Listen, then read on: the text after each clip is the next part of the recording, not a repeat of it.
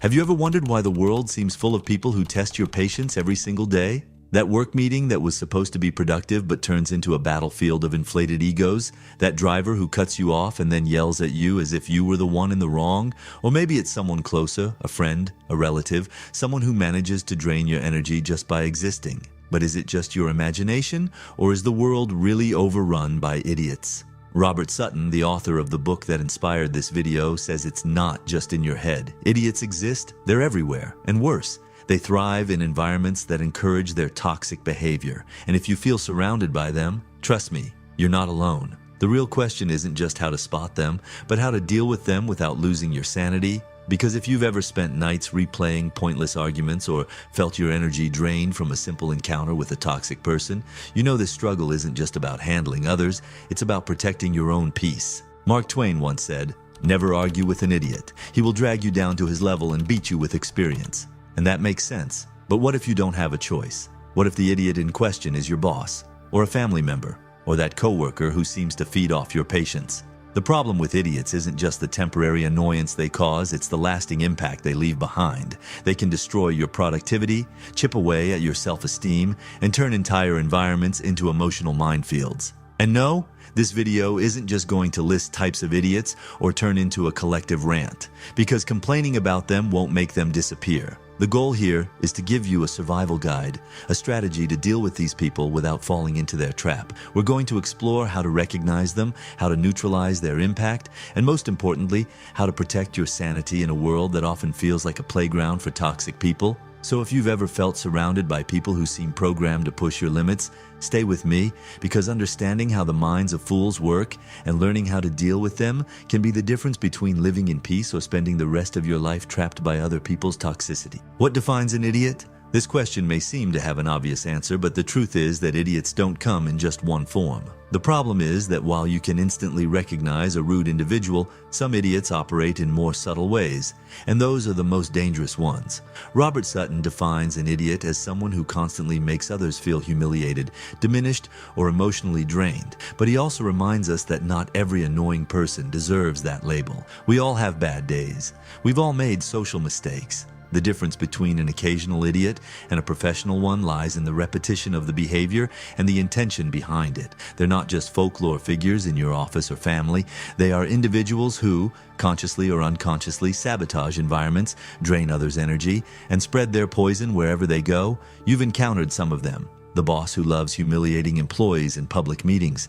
The coworker who smiles to your face but does everything to undermine you. The friend who always has a passive-aggressive comment about everything you do. The relative who enjoys making you feel inferior at family gatherings. Idiots operate in different categories. There's the classic kiss-up, kick-down type who treats superiors like gods and subordinates like trash. Then we have the spotlight stealer. The one who monopolizes meetings, does everything to stay in the limelight, and never acknowledges anyone else's contributions. And of course, we can't forget the gaslighters, experts at manipulating your perception of reality until you start doubting your own sanity. There are also credit thieves, unbearable micromanagers, and those who simply turn any environment into an emotional battlefield. But the most dangerous of all is the one who goes unnoticed. The idiot who doesn't yell or openly offend, but slowly wears you down from the inside. The boss who never praises you but always makes sure to highlight your mistakes. The friend who constantly makes jokes at your expense and when you complain, replies with, "Relax, you take everything too seriously." They are the masters of destabilization, experts at keeping your self-esteem just one step below where it should be. And here lies the great trap. We don't always realize when we're in the presence of an idiot. That's because their behavior can be subtle, gradual, and even normalized by the environment. Many companies, for example, are structured in a way that rewards idiots. Abusive bosses get promoted because they deliver results. Manipulative colleagues thrive because they know how to navigate office politics. This creates an ecosystem where toxicity multiplies and becomes part of the culture. But there's one crucial thing Sutton teaches us. Identifying an idiot isn't just about pointing fingers at the culprits, it's also about recognizing the effects they have on you. Because the uncomfortable truth is that if you spend too much time around idiots, you may start to absorb some of their behavior. You might begin to normalize abuse. You might become cynical, irritable, defensive. You might even, without realizing it, start acting the same way. That's why the first step to dealing with idiots is recognizing them for what they are. if someone frequently makes you feel small, if their presence affects your mood, if you have to mentally prepare yourself for interactions with them, then maybe you've identified an idiot in your life. Now the question is, how do you deal with it? And more importantly, how do you prevent their toxicity from becoming your own? Living with idiots isn't just annoying, it's harmful to your health. And no, that's not an exaggeration. The toxic behavior of these people doesn't just ruin your day, it can compromise your physical and mental well-being in the long run. Studies show that continuous exposure to negative environments can increase chronic stress levels, raise blood pressure, and even shorten life expectancy. In other words, that passive-aggressive coworker who provokes you daily isn't just ruining your mood. He might literally be shortening your life. The toxicity of idiots isn't limited to fleeting moments of irritation. Have you ever finished a conversation with someone and felt as if all your energy had been drained? As if somehow that person had stolen a piece of your sanity? This happens because negative interactions activate our emotional defense system, releasing cortisol, the stress hormone. If this happens occasionally, it's fine. Your body can handle it. But when exposure is constant, your brain starts operating in a permanent state of alert, affecting your sleep, concentration, and even your ability to make rational decisions. The impact of idiots extends to other areas of your life. Research conducted by organizational psychologists has shown that employees who work in toxic environments often carry that stress home, affecting their relationships and even their self-confidence. You may start doubting your abilities, feeling less motivated, and over time, losing the desire to interact with people, even those who have nothing to do with the toxicity affecting you. Moreover, when you're surrounded by idiots, your own behavior can change without you even realizing it. Sutton explains that negativity is contagious. If an environment is dominated by manipulative and aggressive people, even those who aren't naturally that way may start developing defensive behaviors, becoming more reactive, distrustful, and in some cases, even hostile. It's as if toxicity were an invisible smoke you breathe in without noticing, until one day, you look in the mirror and no longer recognize the person you've become. Another crucial point, the mental energy you spend dealing with idiots could be used for something far more productive. How many times have you wasted time mentally rehearsing responses to a toxic person? How many hours have you spent replaying pointless arguments? When you allow idiots to take up space in your mind, you're giving them a power they should never have had. As Eleanor Roosevelt once said, "No one can make you feel inferior without your consent." Of course, all of this is easier said than done, because when you're dealing with a daily idiot, whether at work, in your family, or even in social circles, simply ignoring them isn't enough. You need to develop strategies to minimize the impact these people have on you. After all, if being around idiots can steal your peace, learning how to outmaneuver them might be the key to getting it back. Take a moment to reflect. Who are the idiots draining your energy today? And more importantly, how can you start protecting yourself from them before they take an even bigger toll on your sanity? If you've made it this far, you've probably realized that dealing with idiots isn't just annoying, it's a threat to your mental sanity. But now what? How do you handle these people without getting sucked into the chaos they create? The secret isn't about beating them at their own game, it's about learning how to neutralize them without draining your energy. The best way to outmaneuver an idiot isn't to confront them head on, but to make them irrelevant in your life. The first strategy is one of the most powerful yet least used: calculated indifference. Idiots thrive on reactions. They live to provoke, irritate, manipulate, and watch the impact they have on others. When you respond to their provocations with anger, frustration, or indignation, you're giving them exactly what they want. But when you treat their words and actions as irrelevant, something magical happens. They lose their power over you. This doesn't mean ignoring everything all the time, but rather choosing your battles wisely. Ask yourself, does this person really deserve my energy? What do I gain by responding? More often than not, the answer is nothing. Another essential technique is strategic emotional control. One of the most common mistakes when dealing with idiots is acting on impulse. You feel the urge to immediately respond to a sarcastic comment, an unfair criticism, or an arrogant attitude, but Sutton teaches us that patience and silence can be far more effective weapons than any sharp comeback. When you don't rush to respond, you maintain control of the situation. Pause, take a deep breath, and reply only if absolutely necessary, and preferably in a calm, objective manner. Nothing disarms an idiot more than realizing they didn't manage to shake you. If the toxic person is part of your daily routine and unavoidable, like a coworker or a boss, then you need a psychological shield. Sutton suggests viewing these interactions as a mental game. Picture the person as a predictable character who always behaves the same way. This reduces the emotional impact of their words and actions. Instead of thinking, "This person is attacking me," think, "Here comes that same ridiculous behavior again." Creating a certain emotional detachment can prevent their poison from affecting you. But what happens when toxicity becomes unbearable? Is there a point where confrontation is inevitable? The answer is yes, but it needs to be done strategically. Never confront an idiot expecting them to change, because they won't. Instead, confront them to set boundaries. Be direct, leaving no room for misinterpretation. Something like, "I will no longer accept these kinds of comments," or "If you keep acting this way, I won't take part in this conversation." The key here is not to over-explain yourself. Idiots love debates because they give them room to twist things around. Be brief, firm, and shut the conversation down. Moreover, a powerful tool that few people use is strategic humor. Idiots take themselves way too seriously, and a good dose of irony or sarcasm can throw them off completely. Imagine a boss who always tries to belittle you in public, saying something like, "Oh, do you think you'll actually meet the deadline this time?" Instead of justifying yourself, you smile and reply, "Well, I'll do my best. But if it doesn't work out, at least I can say I learned from you." Not only do you respond, but you also turn the jab back on them without losing your composure. And finally, there's the ultimate solution: smart distancing. If you're in an environment where toxicity is the norm rather than the exception, you seriously need to consider leaving.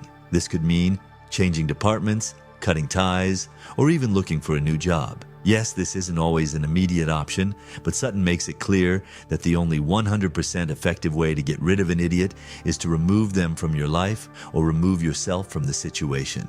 No paycheck, friendship, or obligation is worth sacrificing your peace of mind. Dealing with idiots isn't about beating them, it's about making sure they don't beat you. Choose your battles wisely, protect your energy, and remember, the best way to defeat an idiot is simply not to play their game. This might be the trickiest question when dealing with idiots. To what extent is it worth responding? At what point does ignoring toxic behavior stop being a strategic choice and become surrender? Can fighting back be effective, or does it only feed into more negativity? The answer isn't simple, but Sutton gives us a fundamental principle. Don't waste your energy on idiots who can't be fixed. The truth is, there are different levels of idiots. Some are just temporary nuisances easily ignored without major consequences. But others are masters of manipulation, emotional predators who thrive on asserting dominance over others. In these cases, silence can be interpreted as weakness. That's why the key isn't just deciding whether to confront or ignore, but rather knowing which strategy to use in each situation. When should you ignore? Ignoring an idiot is the best option when the interaction has no real consequences for you. If it's a random stranger on the internet trying to provoke you, a coworker whose comment doesn't affect your reputation, or a distant acquaintance throwing empty jabs, the best thing you can do is not play their game. Silence in these cases is a way of showing that you don't care, and nothing frustrates an idiot more than realizing they failed to make an impact. But there are times when ignoring can be dangerous. If an idiot in your workplace is trying to discredit you, spreading rumors, or undermining your authority, staying quiet will only give them more space. If someone uses passive aggressiveness or subtle humiliation tactics to put you down, ignoring them might be seen as acceptance. And if a friend or family member repeatedly crosses your boundaries, silence may only reinforce the cycle. So when should you confront? Confronting an idiot doesn't mean engaging in an emotional battle. If you lose your temper, they've already won. The ideal confrontation is cold, calculated, and fact-based. Sutton suggests that, whenever possible, publicly exposing someone's idiocy is one of the most effective ways to disarm them. Imagine a coworker trying to take credit for your work in a meeting. Instead of arguing or making a scene, you can simply say, naturally, "I'm glad you like my idea. I developed this concept after a lot of research, and I'm happy to see it being well received." No aggression, no fights, just a clear statement that neutralizes the attempted theft. Another crucial factor when deciding whether to fight back is power. Who is the idiot in the hierarchy of your life? If it's a direct superior at work, an open confrontation might have negative consequences, and the best strategy could be documenting their abuses and seeking support elsewhere. If it's someone at your same level, a strategic response may be enough to set boundaries. And if it's someone below you in the power hierarchy, it's essential to be careful not to stoop to their level. But there's a detail that few people consider when choosing between ignoring or confronting. Your peace of mind is worth more than being right. Sometimes it doesn't matter who's right. The emotional toll of staying engaged in a fight with an idiot can be greater than simply walking away. Sutton reminds us that some battles are worth fighting, while others only serve to wear you down. The question you should ask yourself is, will confronting this person actually change anything, or will it just trap me further in this cycle of toxicity? A powerful technique that can be used when fighting back is the mirror effect. If an idiot keeps interrupting you, interrupt them just as much and say with a smile, "Do you like being interrupted? No? Then let's try having a conversation without that." If someone uses sarcasm to belittle you, return the same tone, calculated and precise. The key is to never show that you're emotionally affected, because if an idiot senses they've managed to shake you, they'll keep going. In the end, the best way to beat an idiot isn't to destroy them. It's to make them insignificant. Whether or not you respond should always be your choice, based on what benefits your sanity rather than just the urge to get even. True power isn't about winning pointless arguments, but about controlling where you invest your energy. So ask yourself, does this person really deserve a response? Or is the best revenge simply not allowing them to take up any more space in your life? After identifying, dodging, and when necessary, confronting idiots, one crucial question remains. How do you reclaim your peace of mind? How do you prevent the toxicity of others from continuing to contaminate your life? The answer isn't about changing the world, because there will always be idiots out there, but about creating a mental and emotional space where they have no influence over you. The first key to this rebuilding process is understanding that you don't have to win every battle. At some point, you must accept that some people simply won't change, that some arguments will never have a satisfying resolution, and that your energy is a limited resource. More often than not, maintaining your sanity comes from letting go and moving on. This isn't weakness, it's wisdom. Another essential factor is choosing the people around you carefully. If you've spent years dealing with idiots, you might have grown accustomed to relationships where irony, passive aggressiveness, and disrespect are the norm. But that doesn't have to be your reality. You can and should cultivate relationships built on genuine respect, support, and understanding. Don't settle for anything less. Additionally, Sutton teaches us that one of the most effective ways to neutralize the impact of idiots in our lives is to strengthen our emotional resilience. This means learning to filter out unfair criticism, building solid self-esteem, and developing a sharp sense of humor so you don't take everything too seriously. After all, the problem isn't always the idiot himself, but rather the space we allow him to occupy in our minds. Another crucial point is setting clear boundaries. Many people suffer at the hands of idiots because they struggle to say no or to cut off interactions that do them harm. But remember, no one can treat you poorly without your continued permission. Whenever someone crosses your boundaries, call it out. If they persist, reduce contact. And if the environment becomes unbearable, leave. You don't have to stay in a space that drains your energy. Sutton also warns us about something few people consider: taking care of your own attitude so you don't unknowingly become an idiot yourself. Yes, because the danger of dealing with toxic people is that, over time, you might absorb some of their behavior. Have you ever noticed that after spending too much time in a negative environment, your patience wears thin, that you start responding in kind? That's the cycle of toxicity, and breaking free from it requires self-awareness. Ask yourself, am I reacting to an idiot or am I becoming one? Ultimately, the definitive way to regain your sanity is to shift your focus. The more you think and talk about idiots, the more space they take up in your life. The best way to beat them isn't just to ignore them, but to build something so positive, so fulfilling, that their presence becomes irrelevant. Invest in what makes you happy, in the people who uplift you, and in a purpose that goes beyond merely surviving the chaos. At the end of the day, idiots only have the power you allow them to have. When you learn to control them, you realize that the greatest trick of all isn't defeating them, it's making them completely irrelevant. If you've made it this far, congratulations. It means that, in some way, you're committed to protecting your sanity and no longer letting idiots have power over your life. And that's a journey that few have the courage to take. Because let's be honest, it's much easier to complain about idiots than to learn how to deal with them. It's more comfortable to keep getting annoyed than to develop strategies to neutralize their impact. But now you have the tools. Robert Sutton showed us that idiots will always exist. At work, in the family, in social circles. What changes is how you choose to interact with them. You can keep reacting the same way, wearing yourself out and letting their toxicity affect you, or you can choose a different path, ignoring strategically, responding intelligently, and, whenever possible, distancing yourself from what doesn't serve you. You can hold on to anger and resentment, or you can simply let go and move on. The most important thing to remember is that your peace of mind is worth more than any argument. Not every idiot deserves your response. Not every battle needs to be won. And at the end of the day, true power isn't about winning a debate. It's about not needing to enter one. Now, I want to hear from you. What's the worst experience you've ever had with an idiot? How did you handle it? Tell me in the comments because I bet everyone here has at least one story to share. And of course, if this video made sense to you, don't forget to like, share, and subscribe to the channel. Not because I'm asking, okay, I am asking, but because this kind of content needs to reach more people who are struggling with other people's stupidity.